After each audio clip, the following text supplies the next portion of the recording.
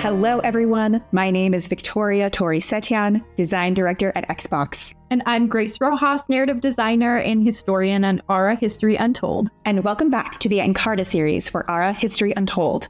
If this is your first time with us, be sure to subscribe and ring the notification bell for more Encarta episodes, dev diaries, and other insightful content. What nation are we looking at today, Tory? Today's nation is the United States of America. Let's jump in. The United States of America is mostly located in the center of North America, between Canada and Mexico, while Alaska, Hawaii, and other territories exist outside of the mainland. During its pre-colonial period, the territory covering the modern United States was rich with a variety of indigenous populations. During the 15th and 16th centuries, Europeans began colonizing the territory. By the 18th century, the 13 colonies were prospering and wanted freedom from the British, leading to a Revolutionary War which earned the country its independence on July 4th, 1776. To represent the USA, Aura History Untold is spotlighting President George Washington. An 18th century soldier and general, George Washington successfully led the American forces of the Continental Army against the British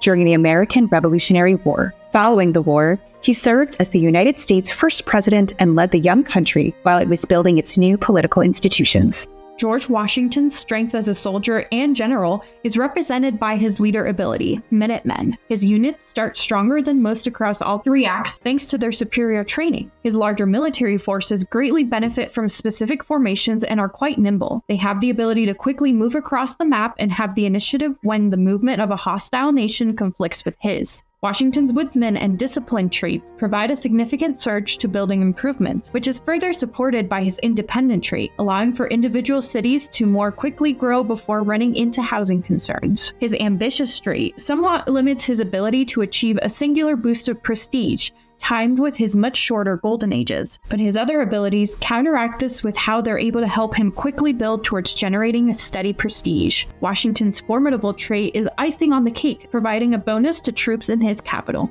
Washington's general strategy is to apply the strategy of a general. His various military bonuses allow him to earn prestige from targeted and focused wars, and he benefits mostly from spreading out his cities and filling them with improvements. This advantage becomes very apparent in Act 2 and even early Act 3, as his larger formations benefit from tactical boosts. Important to note though, George Washington does not immediately gain the ability to declare wars of annihilation like some of the other more conquer-focused leaders in the game, so wars should be specific and deliberate in their goals. One final note, timber is often one of the easiest essential resources to run out of in the early game, especially if you're building multiple improvements across many cities. Take advantage of his woodsman trait and you'll always be able to afford the next project you're trying to make. For governments, the high city cap and knowledge boost provided by Republic can be a strong aid to Washington's domestic ambitions, as his other traits prop up his military abilities. If pursuing a more warlike path, feudalism is another higher city cap government type and includes several abilities better suited to focusing on those goals.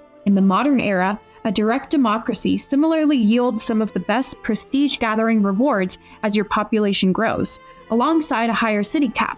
But if you're simply out to conquer the world, despite its relatively low city cap, the fascist government type unlocks wars of annihilation for Washington, the last missing piece from that particular puzzle. Early on, the Library of Celsus can be a good choice for Washington, allowing the city it is built in to focus on research, while also enhancing the speed of paragon generation, which will come up later if you choose to go the route of a direct democracy government type. If going a more martial route, Stonehenge is a useful building to have in the city where you deploy your troops, and is one of the least expensive triumphs to build in the game. In Act 2, the Brandenburg Gate is a great choice to help ease the concerns of other nations you may have previously taken some territory from. In the third act, the Air Force Academy Chapel can greatly empower Washington's Air Force, a perfect defensive tool for keeping his wide, populous nation safe from aggressors. The SR's 8000 can also be an interesting choice if you've pushed down a path of industrial might, as it relies on a slow but steady prestige gain versus large singular boosts that are best tagged with golden ages. Thank you everyone for watching. Today we would like to shout out Matt Turnbull, our executive producer, for his amazing and insightful contributions to today's video. Be sure to subscribe for future Encarta episodes and let us know in the comments which nations you'd like to see featured. Follow us on the social platforms of your choice. Join the Insider program at aurahistoryuntold.com and explore Aura History Untold on Steam, Windows, or PC Game Pass. Thanks again, and we'll see you next time.